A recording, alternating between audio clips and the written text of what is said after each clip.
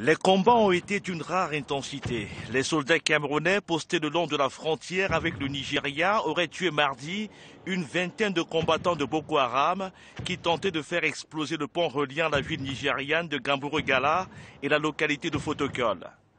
Ces affrontements sont consécutifs à la fuite au Cameroun de plusieurs centaines de soldats nigérians qui n'ont pas pu faire face à la puissance de feu de la secte islamiste. Depuis l'arrivée de ces fuyards, les habitants du paisible village camerounais de Gazawa ont perdu le sommeil.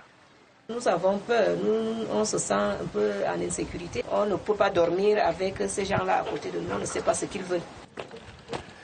Les autorités camerounaises viennent de renforcer le dispositif de défense et de sécurité dans l'extrême nord en y créant une région militaire interarmée dont le chef de corps a récemment été installé.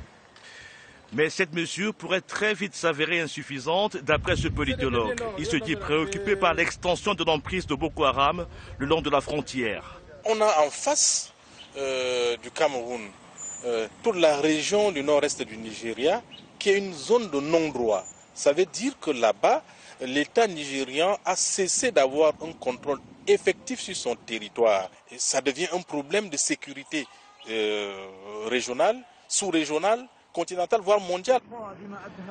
L'inquiétude d'Aboya Manasseh Ndong est d'autant plus vive que Boko Haram a récemment diffusé une vidéo de propagande.